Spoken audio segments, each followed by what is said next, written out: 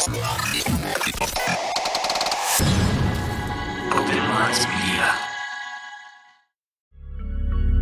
reality we live in can be a very strange place.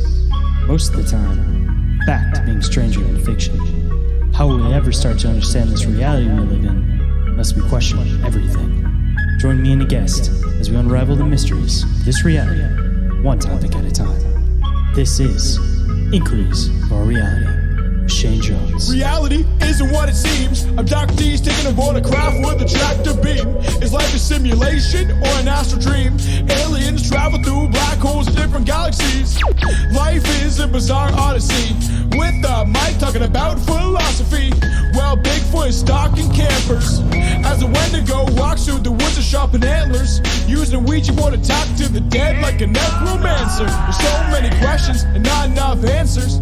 So if you're interested in mysteries and abnormalities, tune in and listen to Inquiries of Our Reality.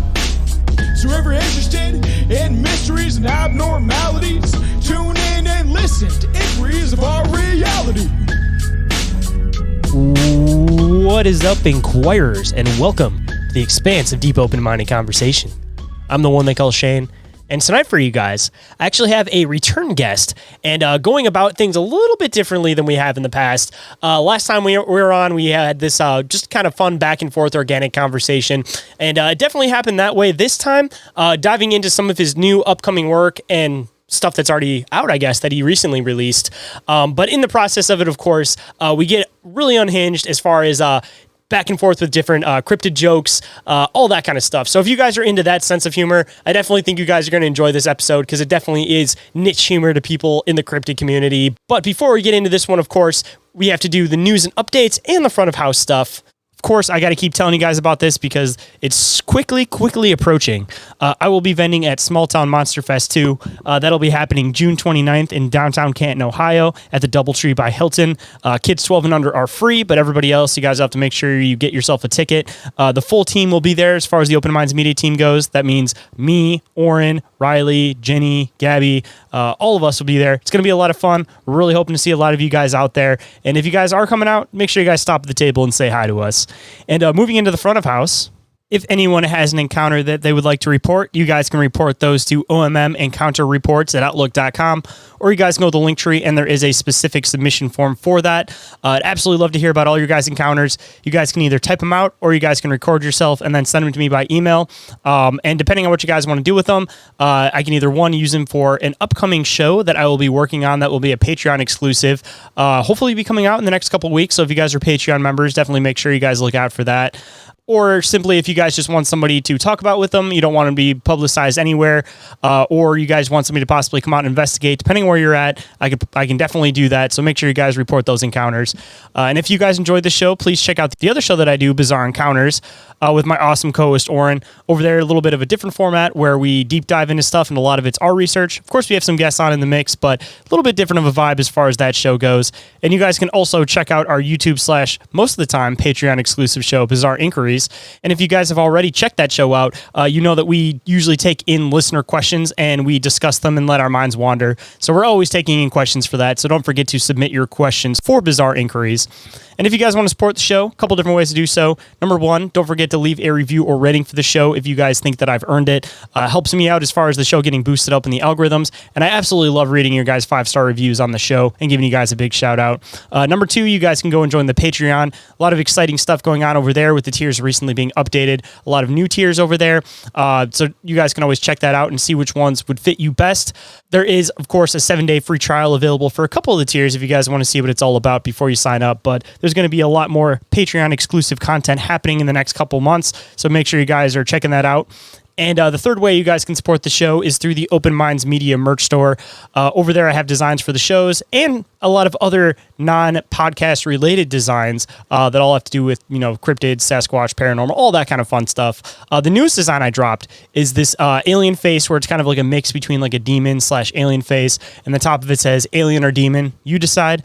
I really like the design. I think you guys will really like the design. So if you guys want to scoop one for yourself, code CRYPTID10 is still active to be able to receive 10% off at checkout. And if you guys are planning on coming to Small Town Monster Fest, there will be an exclusive discount code that you guys will only be able to get there.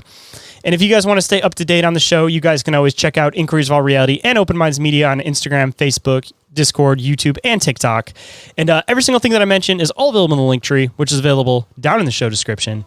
And with that, let's get into the show.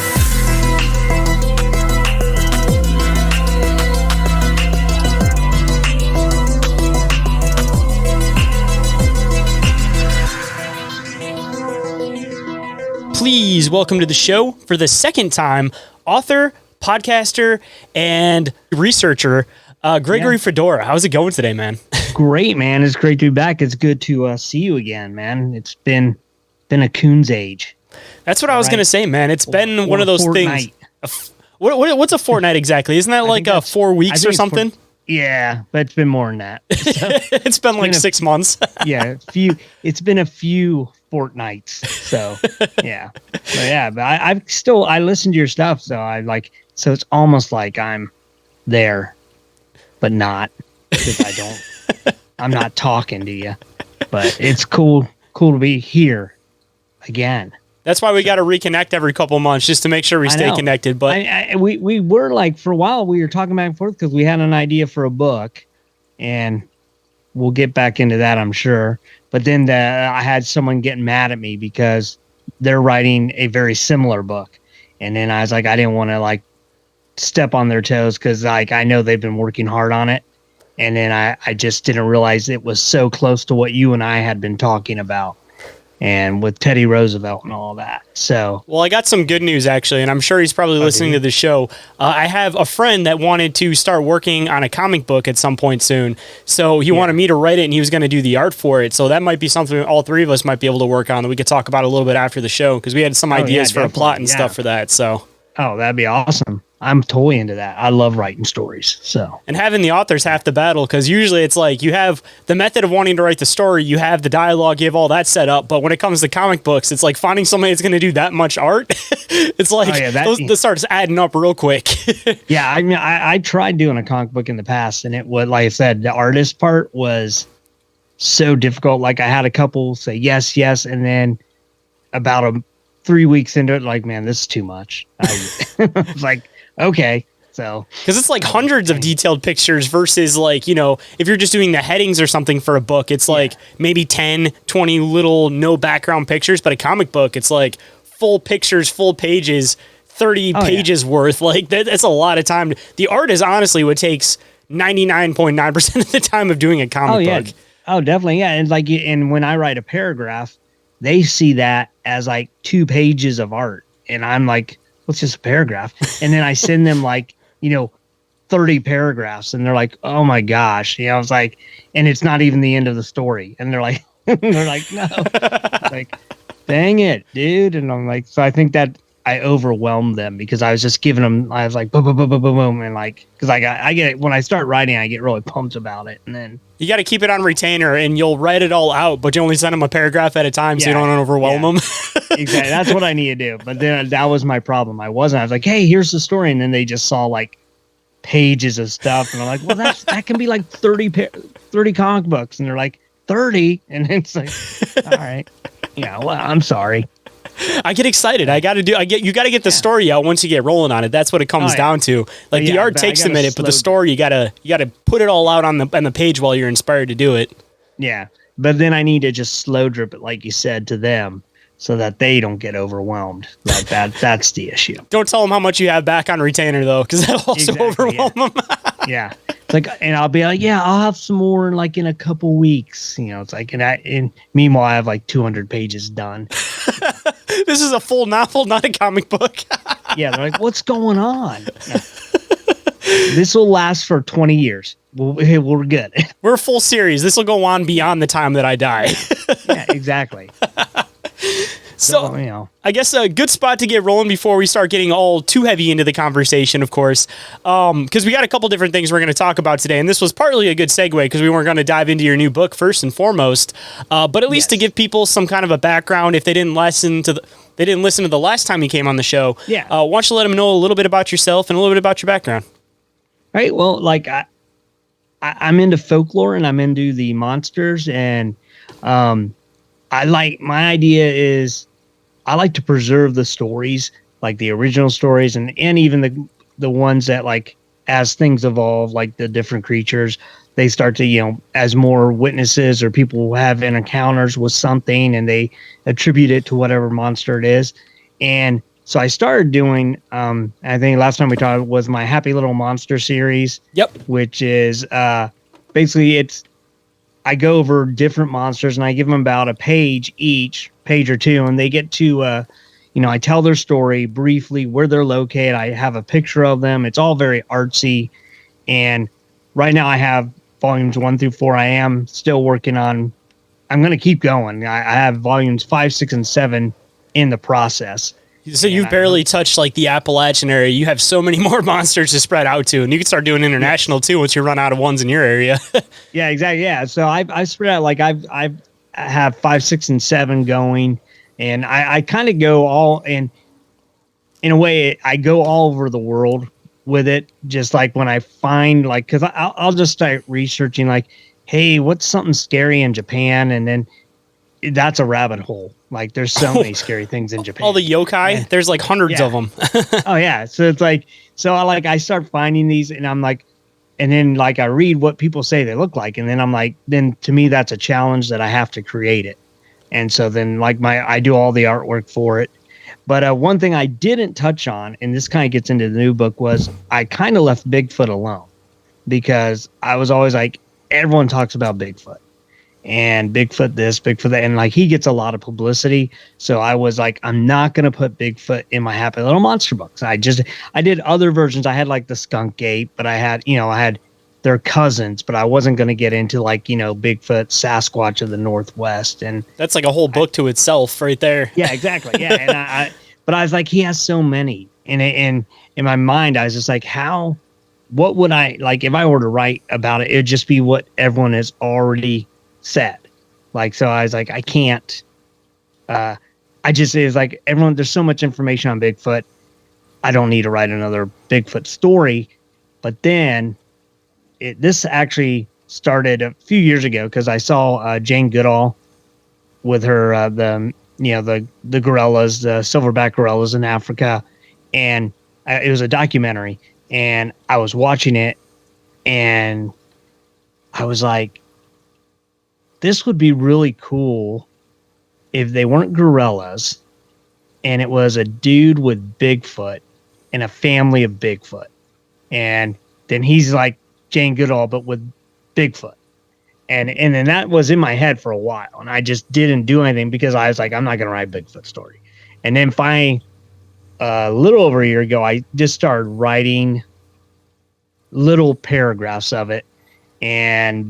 But like it was just here or there, and like, what if this happened, and what if and I was just kind of, and my college roommate who's a really good writer as well, I was just sending them as little funny stories to him, like here's a paragraph and of interaction of what happened, and as I was doing it, he was like kind of fixing it because he was like seeing errors and he's like grammatically making them better, and he sent it back to me and each time, and I was like, oh, and I saved them. And then he like 8-9 months ago, he was like, so when are you going to turn that into a book? And I go, what? He goes, the Bigfoot stuff you keep sending me. I go, oh, I'm not. I go, it's stupid. He goes, dude, it's funny in that the way you wrote it was so serious and like as if it was real, like the story was real. But he goes, but then it's funny because you're like, it's a crazy idea. And so I was like, all right, I'll look at it. So I started putting it all together and I realized what I had done is it's almost like a journal of a dude who went into the Northwest, like I said, and met one Bigfoot and then slowly befriended that Bigfoot and got invited to live with a tribe of Bigfoots and then stayed there for like years. And then in the end, actually had won over the whole tribe to a point where he became the leader of the Bigfoot. And he was like living in that. And then he finally realizes I got to go back to society and help humans realize Bigfoot's got all this great information. And so that was the idea. That was the story. And then that's that's how I got Sasquatch and Me.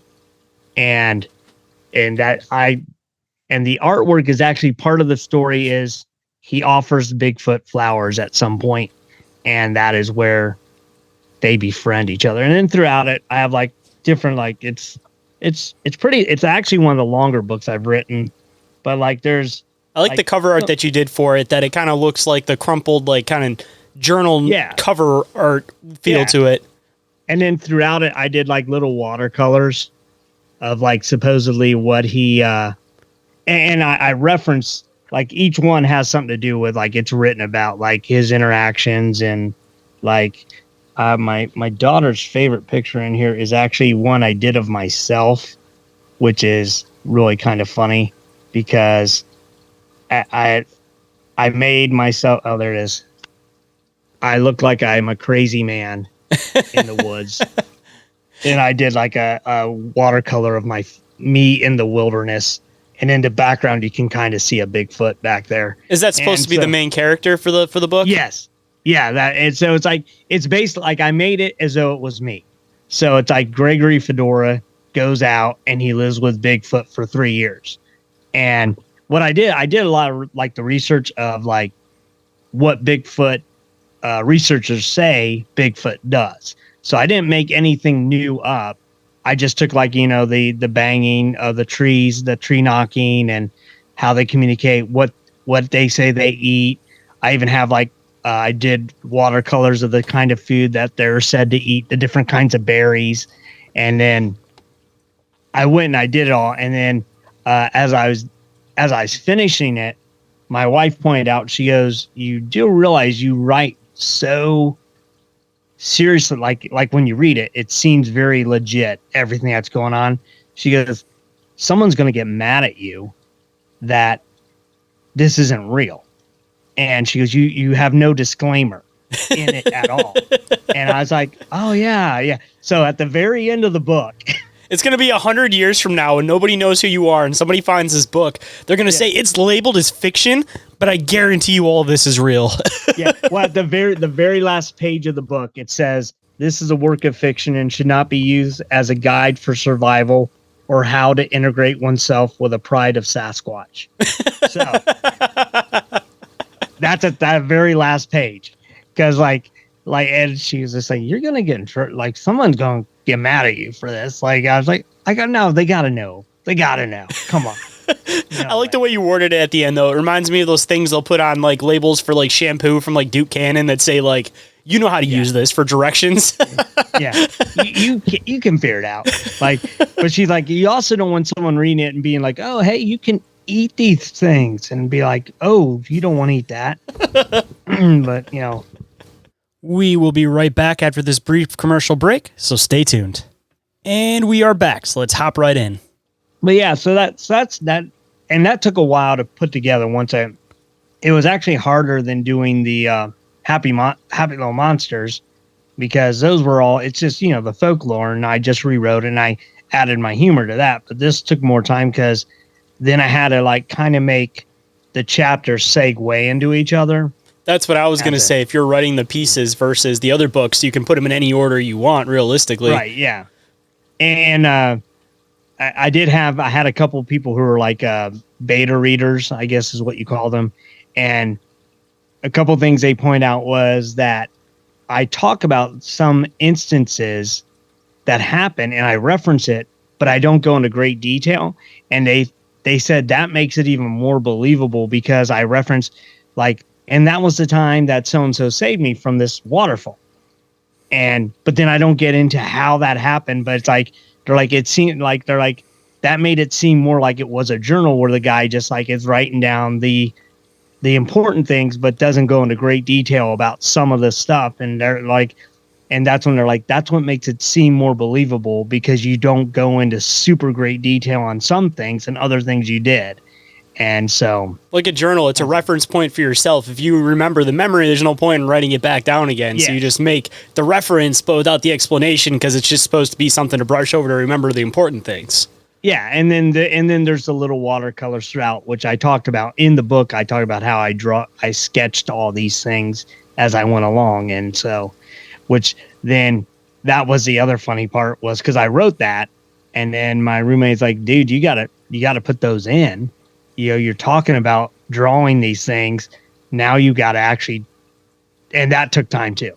Like, especially if you're doing the watercolor and stuff instead of doing it where you're you said you're doing Photoshop, and I assume you're probably faster on that than you are doing it by hand. Yeah. So why I Photoshopped a lot of stuff, and then I went back and I watercolored over, like, because like I like the picture of myself. I Photoshopped the background, and then I had to go and make it outlined, and which actually took a lot longer than I thought it would, because like Photoshop, it's easy until you're like, oh, I want to make it look outlined, so then I can watercolor to make it look like a sketch, and then that took a lot longer than I thought it was going to take. And then because I said, oh yeah, I'll do most of it in Photoshop and just watercolor, and then it's like, wow, like I'd spend hours on one. I was just like, dang it.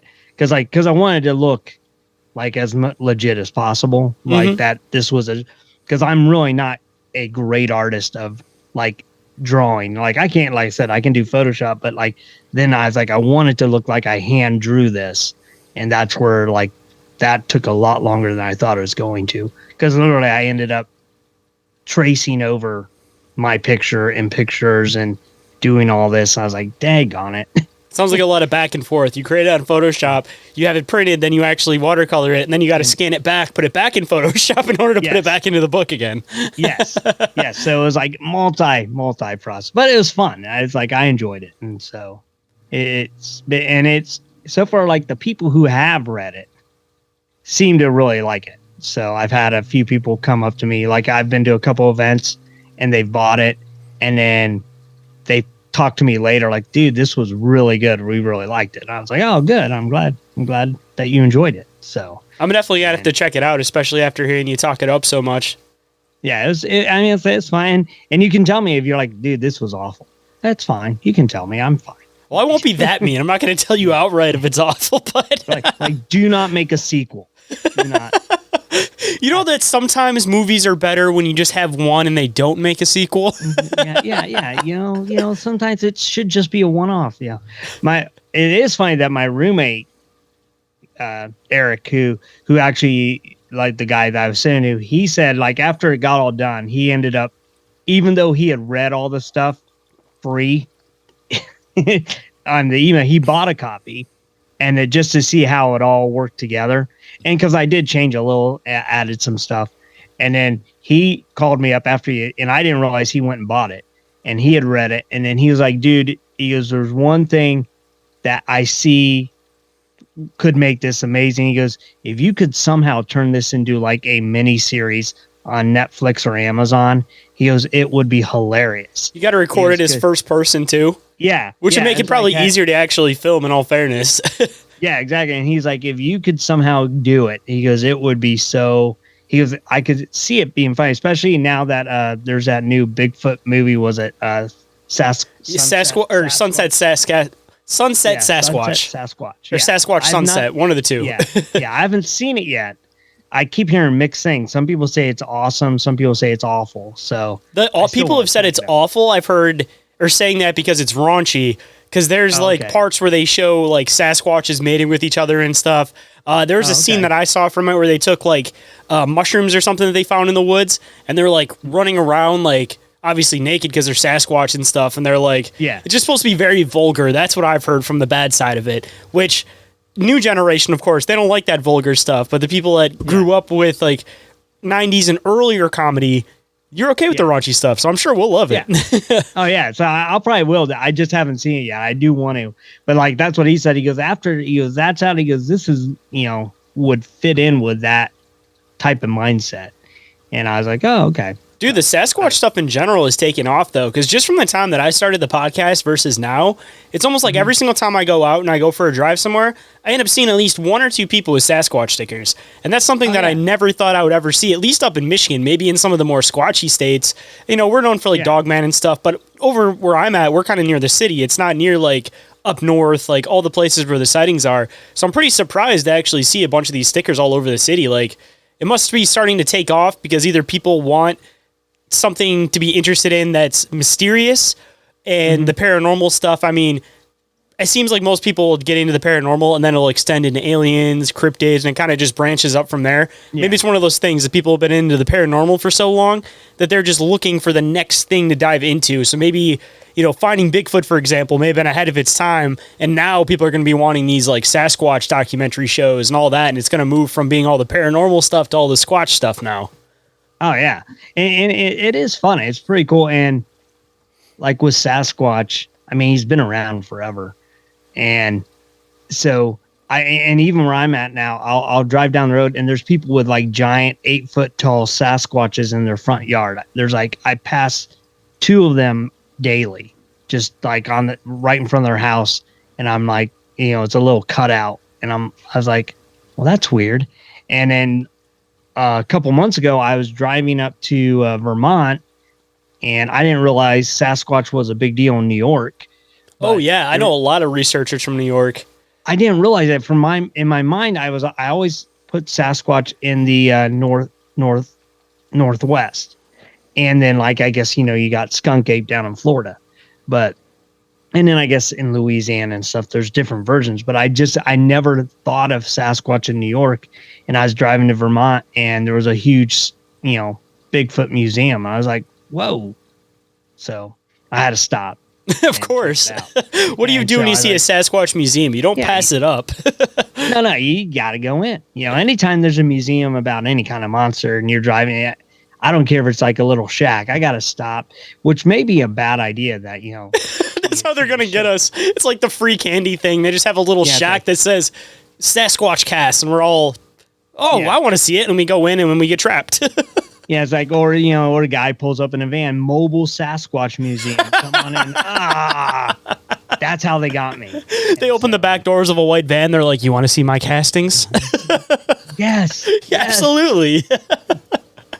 and that would be the end of me. I'd be gone. And like Gregory Fedora missing. Last seen entering a mobile Sasquatch museum. Like, dang it. Why'd I do that? So. Dude, man, even going into like where I'm at too, near Christmas, there's a house that's a couple streets over from mine, and they actually had a blow up Sasquatch like carrying a Christmas tree, and then they also had an alien that was like riding on like Santa's sleigh or something like that. And I was like, okay, maybe they just saw some cool stuff and they got it for the holidays. And then I drove past, and like you were talking about with the Sasquatch statues, not a statue, but the like silhouette thing where it's like flat and they cut it out of wood. They got one of those on their porch, so they're clearly people that are like into Sasquatch, and it wasn't just they found some cool Christmas decorations. Yeah, and I've been tempted to get one. But I was like, I'm going to hold out. I got to get like something different. Like I got to get a Dogman silhouette or a melon head kid silhouette. And you got to get Sasquatch holding your own silhouette's hand now for your sake of your book and just put that in your backyard.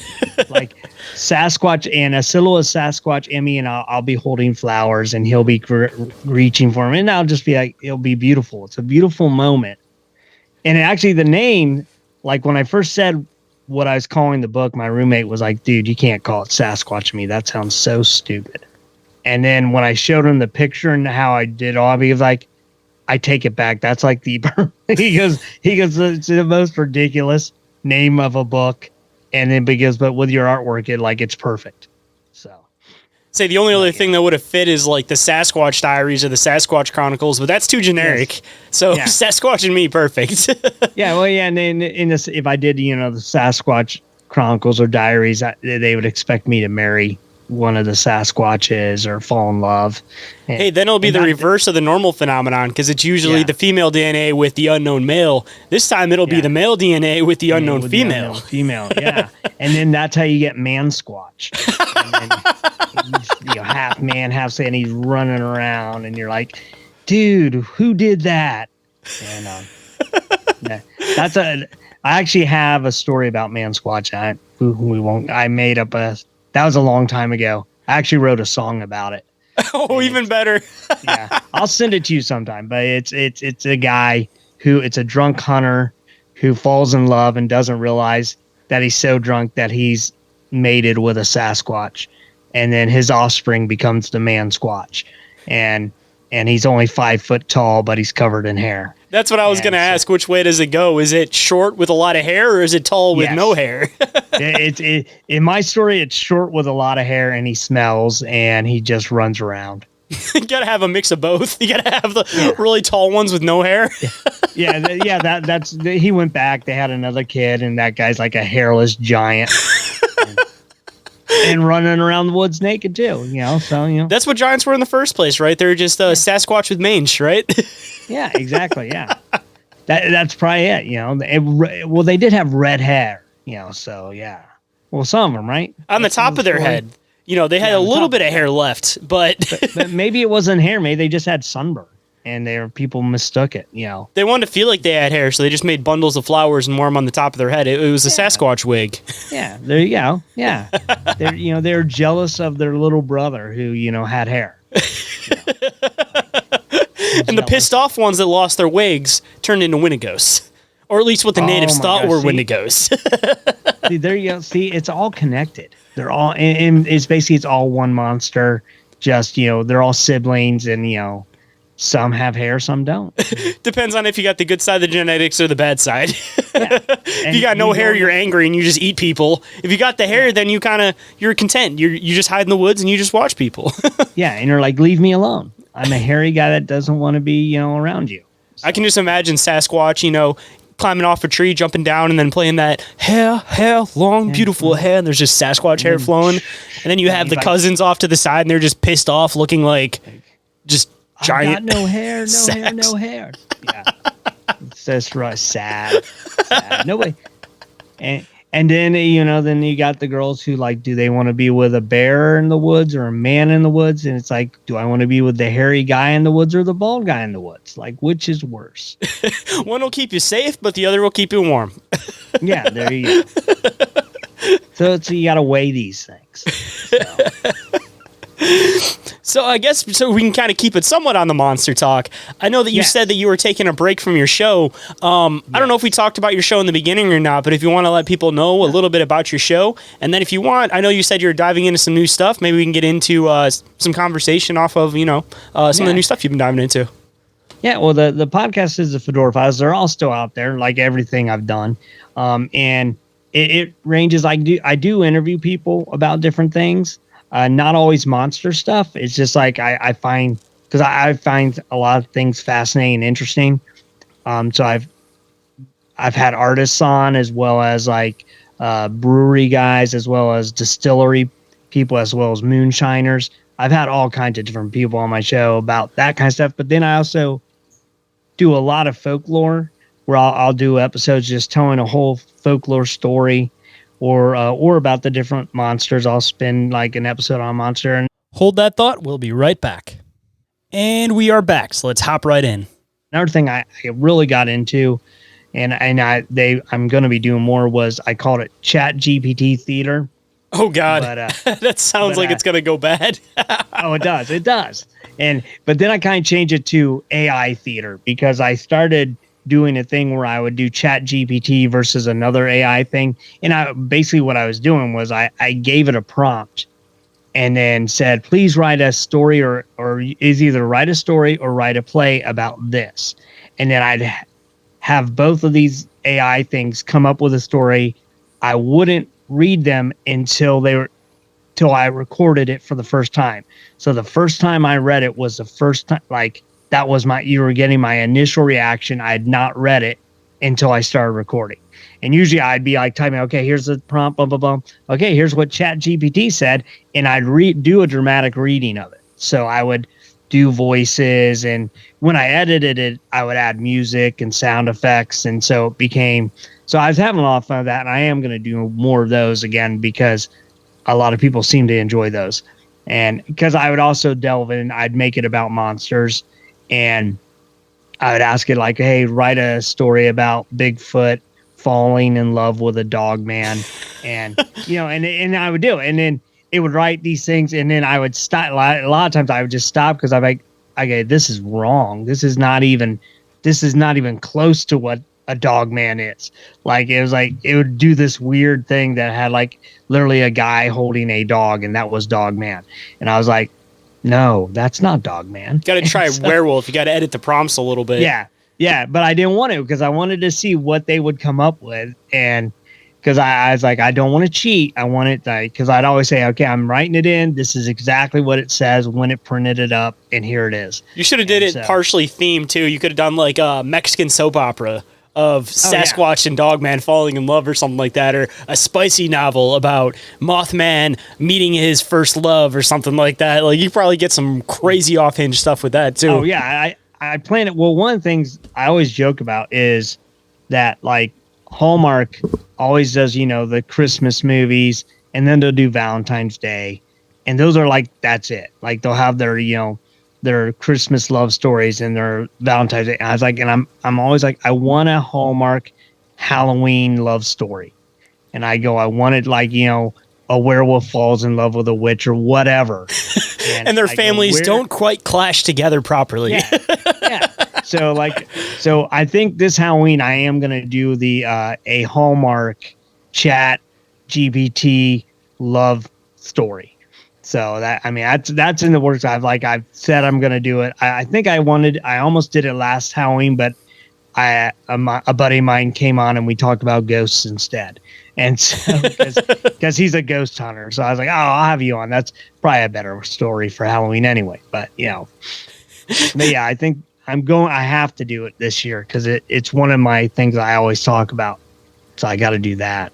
Dude, that one's going to be honestly a really good one. I mean, even if you added like a comedy spin to it, or if you did two different variations of the story, I could definitely see like a super cheesy one, and then you'd also want your one that's like not cheesy and serious to the point where it would be funny because it's so serious, Oh yeah, and I'd like to try. I have a couple of people who've offered to do the reading with me, so they would have a character. So hopefully, I'm gonna try and get them to join me and like, okay, here's what it is. Okay, you're gonna be this person, this person, this person. Because what I noticed that when you do ChatGPT and ask them to write a play, it actually will list the characters.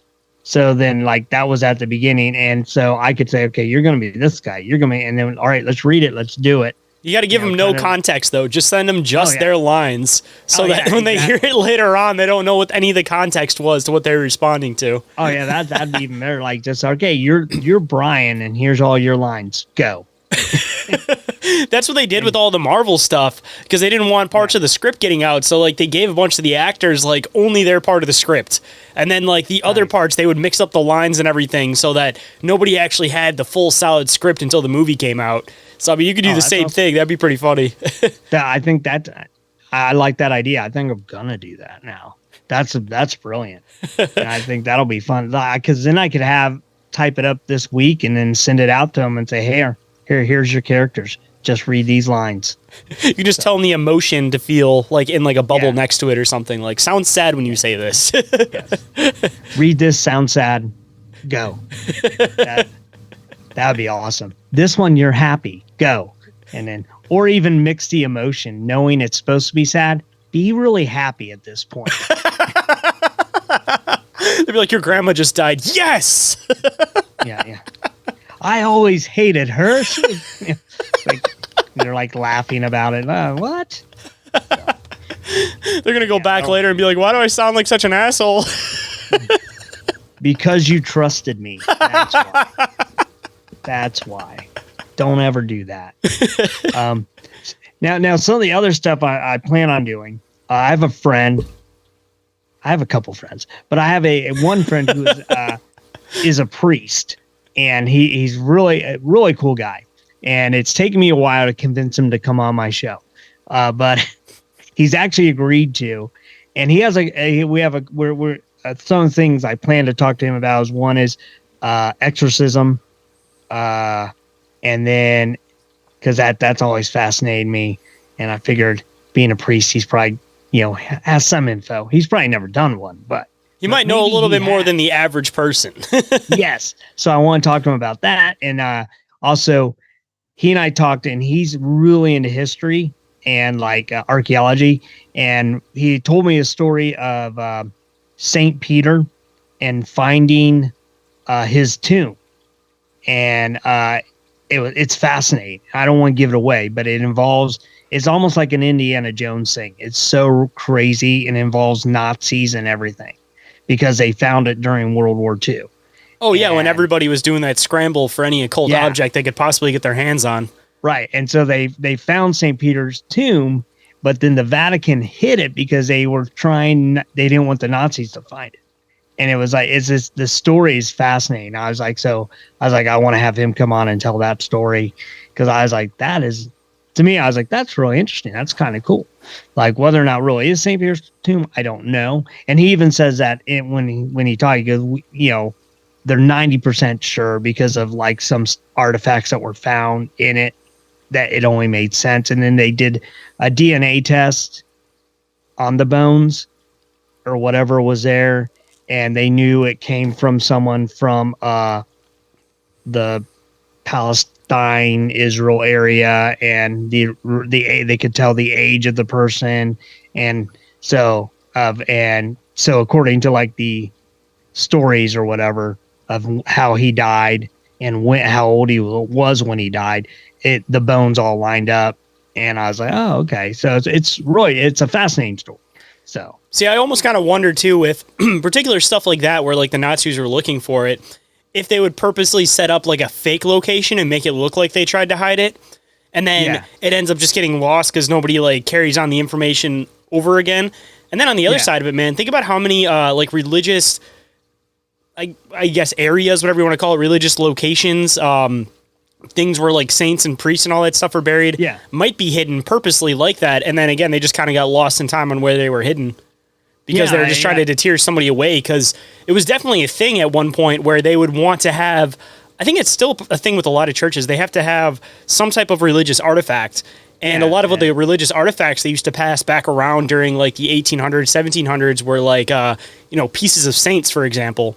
So it became like a whole business thing that people would try to break into different churches, break into different tombs and try to like take pieces of stuff and then sell them. Like a finger bone or whatever. It's like crazy. Exactly. So it's like, just because of how they were them doing that, I wonder how many places were hidden and how many places were fake locations that people thought they were getting stuff, but it was just, look over here and it's actually over here kind of a thing. Yeah. And it was really cool. I did a couple podcasts this past year where I looked into like the Ark of the Covenant and then the Holy Grail. And then the one that I always thought to me was the Spear of Destiny, which I thought that should have been one of the Indiana Jones stories, which I guess George Lucas and Steven Spielberg did not. But the Spear of Destiny was the like in the Bible story where the Roman guy jabs it into Jesus's side when he's on the cross, and so that was the Spear of Destiny, and it is supposedly whoever had it would win wars or whatever, be victorious. I guess that's the story. You think that would be a cursed object on the opposite side of that because of what it was used for, you know? Yeah, exactly. And Hitler wanted it. And I always thought it was funny because I was like, if you believe all that and you're Hitler and you're trying to get this thing, and I was like, it to me, it's hilarious because it's like, okay, you got the Spear of Destiny. It's supposed to make you win wars, but if you're God, are you really forced to be like, oh, Hitler got it, I gotta let him win? It's like you're a really evil guy, but you got the spear, so damn it, gotta do he got the technicality. See, Hitler was just sitting there in that bunker. If he was in the bunker, not in Argentina, like a lot of people make theories about, but he was just sitting in the bunker, like, man, if I'd only gotten that damn spear. He's like, dang it, why? I was so close, and now I'm here. Yeah. Now I'm in Argentina or dead in a bunker, like whichever way you fall on that. I mean, even if he would have survived and actually got away from everything, even if he was in Argentina, I don't think he'd still be alive now. And if he was, he'd be dead. Way on the back nine, you know? He'd be like a decrepit old man.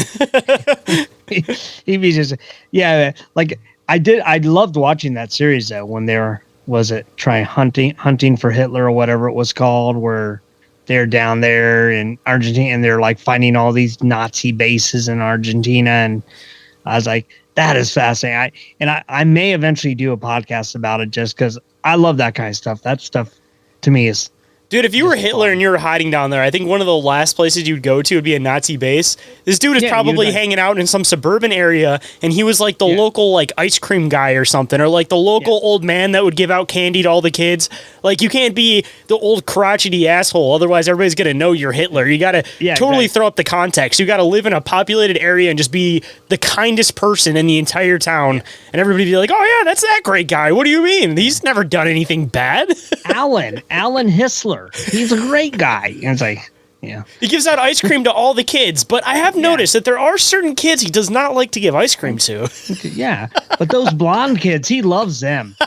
So, he usually gives them a double scoop. Yeah, it's like crazy how he does.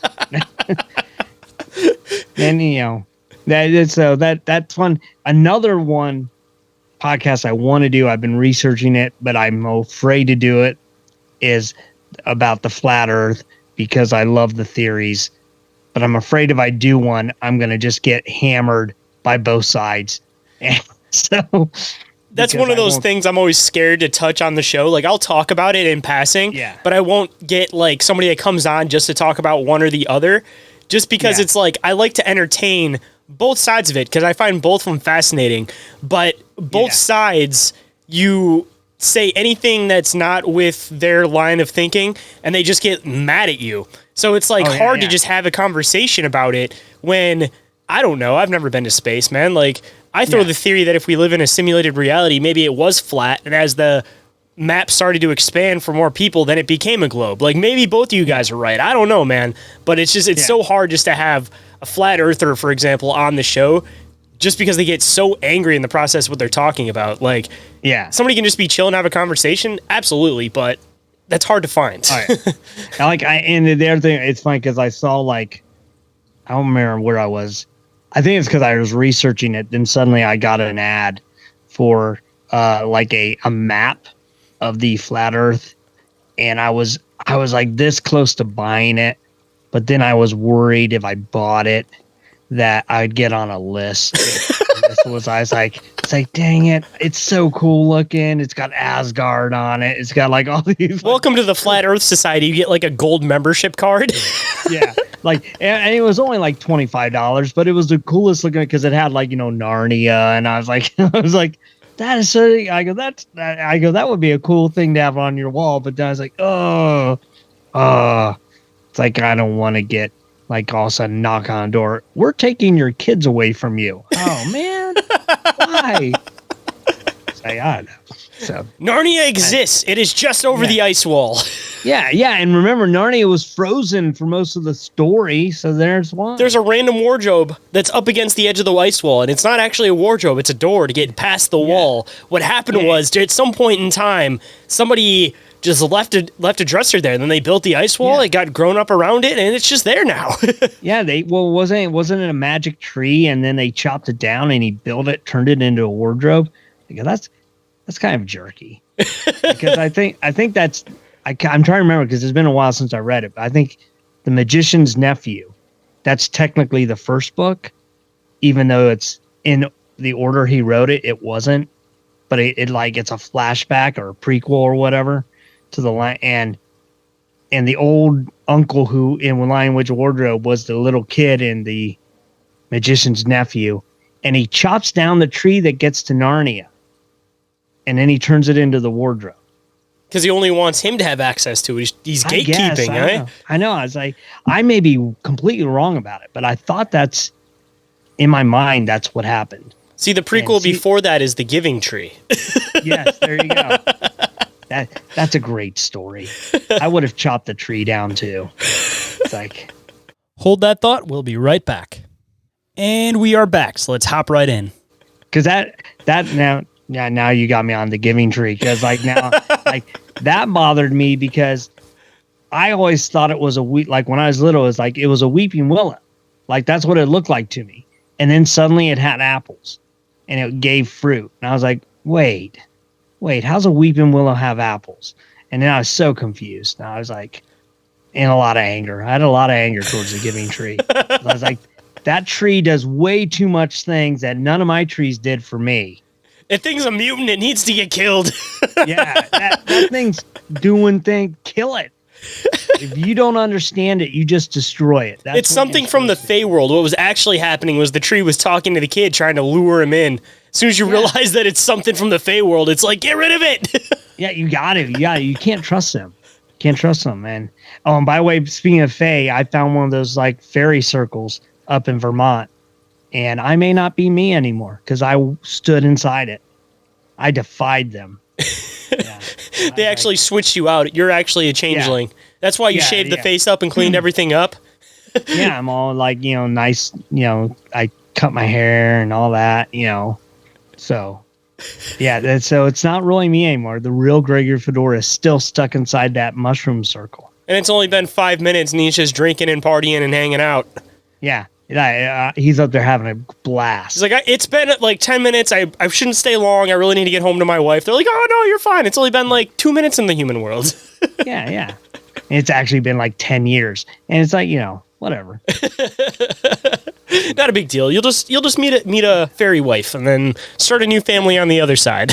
Yeah, it'll be fine. On the other side of the ice wall. And then once you piss her off, she'll kick you out and then you'll be back to the human world. Yeah, and it'll be like 100 years had passed, and that would be a great story. There you go. There you go. And it's actually more than 100 years. It's like the technological future jump, where it's like modern day with the computer age, and somebody goes into the Fey world and they come back and it's like 1,000 years in the future. And the Fey are just like, yeah, we don't come to this world anymore. See you later. Bye. Yeah. But would it be a technologically utopia or would it be a dystopia? I feel like it'd be a dystopia. It would have to be a dystopia because the Fae would kick him out the door and say, we don't enter no more. Bye. Yeah. Oh, that'd be awful. And then this guy's trying to just acclimate to this new area, except for he's been living with Fae for years. So he goes by the Fae customs. So he throws people off because he won't give them like handshakes, for example, because Fae don't like to be touched. And and he prances around and it's like, what is going on with that? And at Christmas, he gives no gifts because gifts are rude to fairies. Yeah. Oh my gosh. I think we have an idea for our story. So that would be brilliant. That would be so much fun. You got to do it. It's almost like Elf in a way that you have like, he was raised by this group of weird beings and he tries to bring it into the normal world and it just does not mesh at all. Except again, it jumps into the future. So it's 2 layers of trying to acclimate to society. So it's a dystopian Mad Max world, but he's kind of like Elf. But why can't all of us just drink and have a good time and hang out with the gnomes? Yeah, don't touch me though. Holy cow, what's wrong with you? They're like, we need water. Oh my gosh, that would be awesome. I mean, I'm in for that. That would be a good one, actually. See, every single time we end up doing a show, man, we throw like 100 different ideas for new books. And last time we had that good idea, but like you said, somebody else has already touched it. I knew somebody else was going to end up trying to touch that at some point. Well, the thing is, I knew that they were doing it, and they're going to do I know them, and they're going to do an amazing job with it.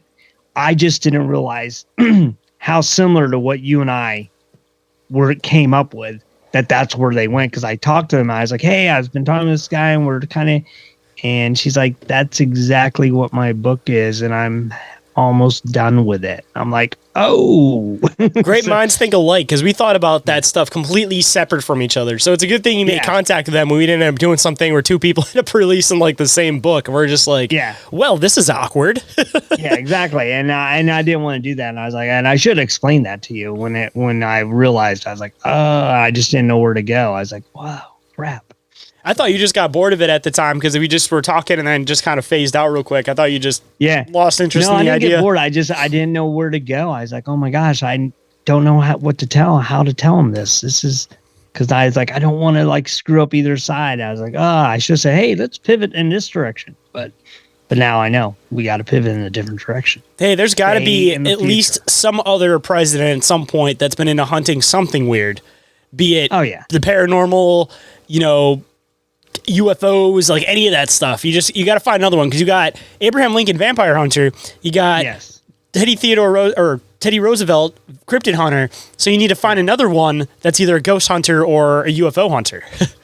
Now I think there is a story about George Washington and some ghost or something, or an angel or something. Hey, talking about the future, you just have to make up a future president and he's going to be a UFO hunter. Oh, there you go. Blorp McGlorp, the 498th president of the United States, UFO hunter. Nice. There we go. And they can't say he didn't, And then what if eventually there is that president and it's like, oh my gosh, these guys were prophets. It's like, wow. Or they're going to look at it like it's racist at the time because it's going to end up looking like he's trying to hunt a certain race that they all live with at the time. So we write about this guy hunting grays, and then you're just going to see this book and be like, I did not write off on this. We can still keep our truce. I have no interest in hunting you. I love you, grays. Even the ones that probe people. I have no problem with you. Whatever. You guys do that in your own time. The difference now is that people choose to be probed now. Yeah, exactly. They volunteer for it. And there would be people who would volunteer for it. Oh, yeah, definitely. Especially knowing people now with their kinks currently. Like, imagine where kinks are going to be in the future. It's definitely going to be a thing that people, if aliens and humans all start meshing, there's going to be a lot of weird fetishes between all of them. I mean, you already see that in Japan with the tentacles, weird hentai stuff that you always see people like reposting and talking about. Like, there's already an interest. Yeah. And the aliens are just waiting. Like, okay, now's the time. They're into it. Let's reproduce with them. We got it. We did this in the past. Yes. They lost interest. We got to do it again and correct their line again. Yeah. Like we can stop going to the mobile homes in Alabama. See, now I just cut off some of your audience. Like, dang it! Why? How'd he know? It's just so bad. But, man, I love when you come on the show. It's like we always have this idea that we want to cover something, and we just always get into these like side tangents off of it. Like I don't know how we got to this point from where we started. No, I don't either. I go in the wrong direction every time. Hey, but man, it's always a fun break though, because a lot of the time the show ends up getting serious. So when I have people on that aren't so serious, it just kind of brings out a different aspect of the show because it's fun to dive into this stuff and make jokes along the way. And half the jokes that I make, it's like only certain people get them that understand like the Sasquatch references and stuff. And I make these jokes with like normal people and they all just don't get it. And it just goes over their heads. And I'm just like, wrong time and place. Yeah. And it's just quiet and awkward. And they're like, dang. This guy hunts Sasquatch. What the hell? What's wrong with this guy? Why is he like hairy dudes? It's like, dude, I was talking about the Appalachian Trail today with somebody, and it came up to like, I got a bunch of buddies that live down there and stuff. He's like, oh yeah, do they go for hikes? They do this, they do that. I'm like, yeah, they go squatching. And the guy just looked at me like, they do what? I'm like, they go hunting Sasquatch. He's like, oh, so hiking. I'm like, yeah. I guess, yeah. You're not wrong. That is part of it.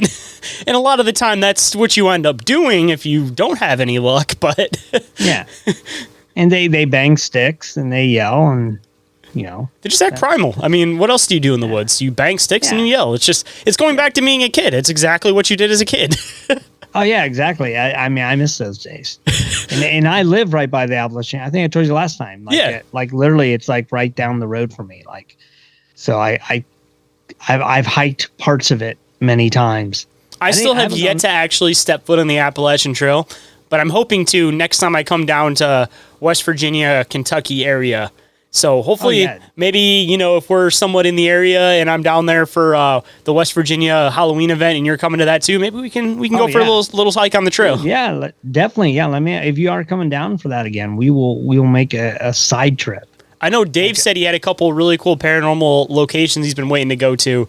So we can just make it a little posse afterwards. We can all just go to these cool places, take advantage of the trip. Why not? Exactly. Go on a bunch of side quests and, everybody knows how side quests end up turning out. It's like 6 hours later and you're still doing the side quest and you're like, oh shit, I was supposed to be doing something else right now. Oh, well. It's like the middle of the day and it's the time of the event and it's like you, me, and Dave are all hunting. We're like, oh crap, we're supposed to be somewhere right now. We're supposed to be at the Halloween event right now. Everybody's just outside knocking on the door like, hello. Yeah. I went to his Halloween in April or whatever it was. Yeah, that he had. I was at that event and that was a lot of fun. So, but yeah, I'll definitely be going next one. I missed his Christmas event. I was like really upset about that.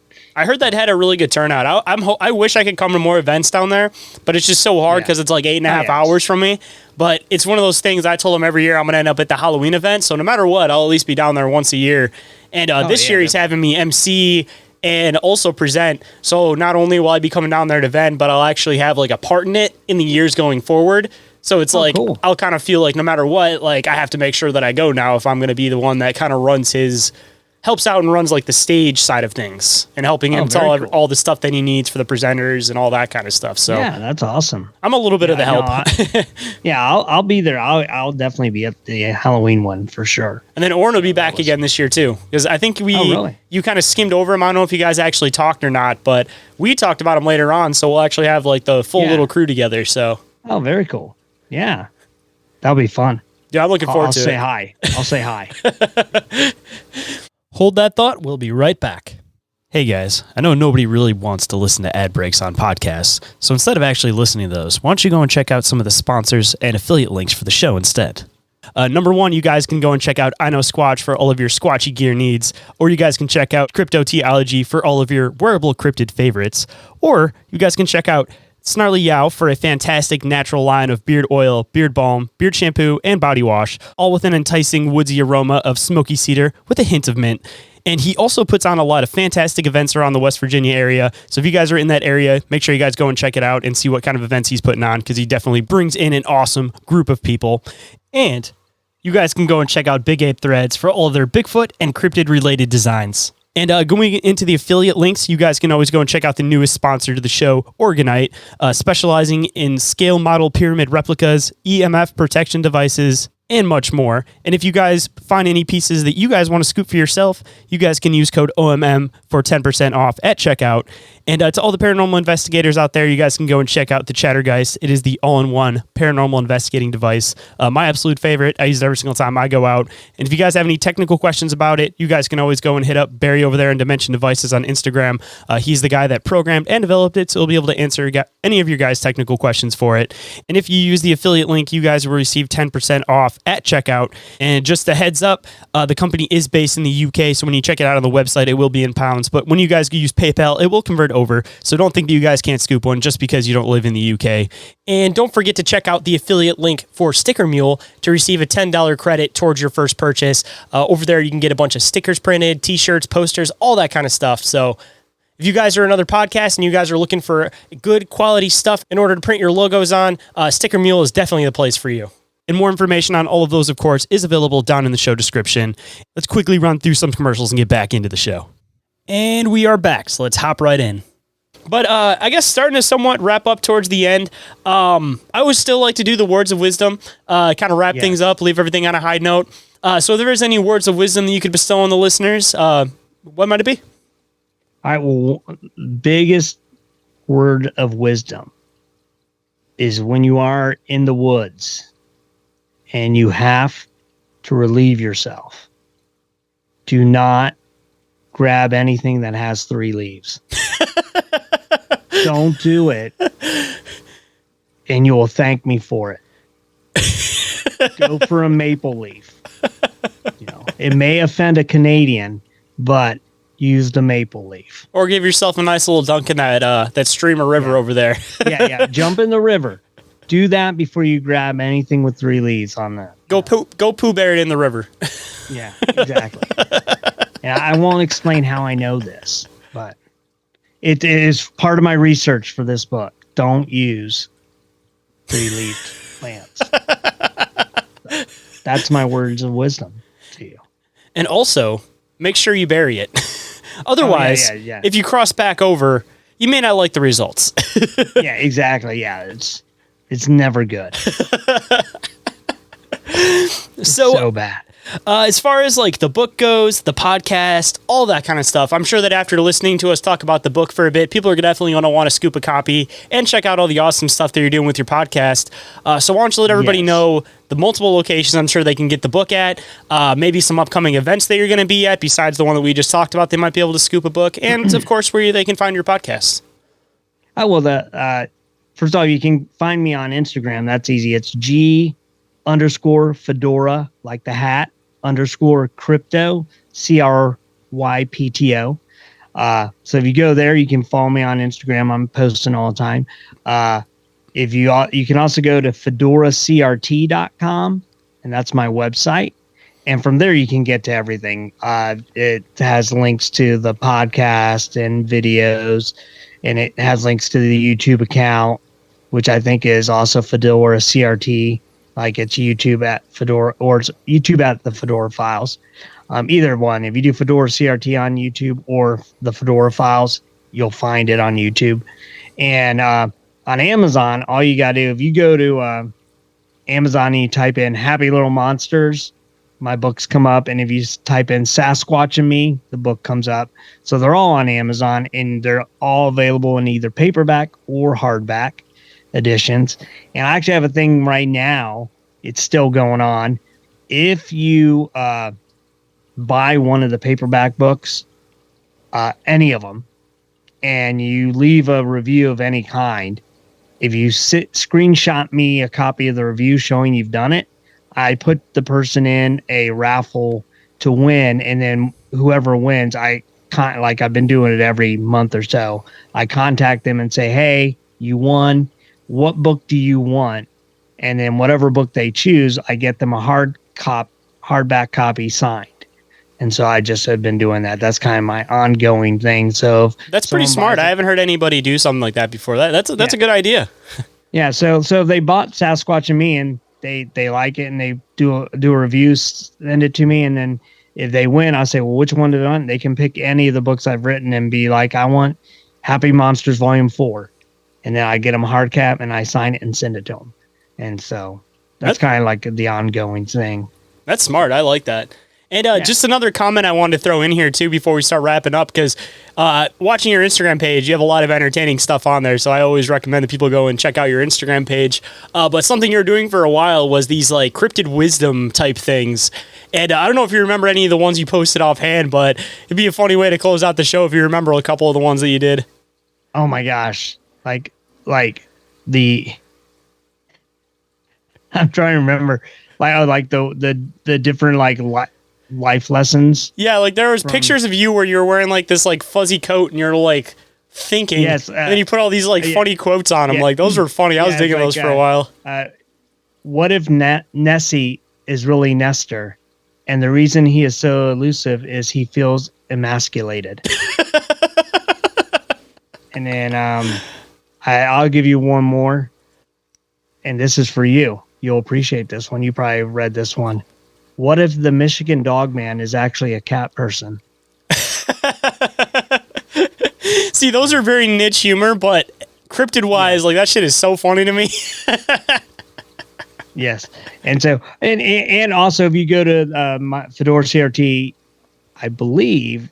Oh, right now I have the Snallygaster song is up, but if you go there, it'll take you to YouTube and you can hear the Mansquatch song that I talked about earlier. Like it'll get you to there. It's on the YouTube channel, but I'll probably post it on my website so people can see it again. Even cooler idea, if you have an MP3 copy of it, you don't mind sending it to me. I'll use it as like the wrapping play out for this episode. I will. Yeah, I'll send it to you. Yeah, that'll be perfect. So anybody that wants to hear it can stick around and listen to it after the outro. Perfect. I'll send it to you as soon as I get done. Perfect, man. Well, I appreciate you making the time to come on today, man. Looking forward to hopefully not having such a gap between the time we end up talking as we did this last time. But at least no matter what, we'll see each other in October, I guess. Oh, definitely. Yes, we will. And hopefully I'll talk to you like within the next week or so. I'll start bugging you again. Yeah, there you go. You would at least send me one text a week and be like, what's up, man? And then it just slowly tapered out. But, I mean, it happens. You just got to reconnect. That's the point of this stuff, man. You end up talking to so many people on the podcast. Sometimes it's like you lose track and then you're like, oh, crap. And then you realize it's been 2 months and you got to reconnect again. Oh, yeah. And well, thank you for having me back. It was great. It's always fun. Always welcome on the show, man. It's always fun when you come on. Cool. If anyone is interested in being a guest on the show, having me as a guest on your show, sponsoring the show, or getting a hold of me for any reason whatsoever, you guys can get a hold of me through email, which is increaseallrealitypodcast@outlook.com, or through social media, Instagram or Facebook. Instagram is the one that I'm the most active on. Or you guys can get a hold of me through the submission forms, which are available on the Linktree, of course. And if anybody is interested in podcast or audiobook production services, you guys can shoot me a message through Open Minds Media, and hopefully we can work something out.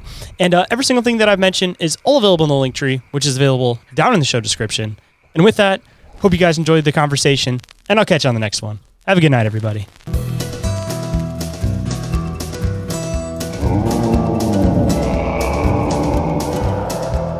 One day there was a hunter who went by the name of Ed. Heck of a shot, just not right in the head. He met his fair maiden at 7 p.m. his watch, but she was no girl. It was a hairy Sasquatch.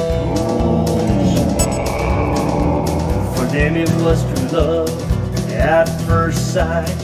Underneath the stars and the pale moonlight, this unholy union made an unnatural blotch. This half man, half beast, hairy Mansquatch. He's 5 foot something and covered with hair, roaming through the woods without even a care. He only drinks water and has never touched scotch. He's a half man, half beast, hairy Mansquatch.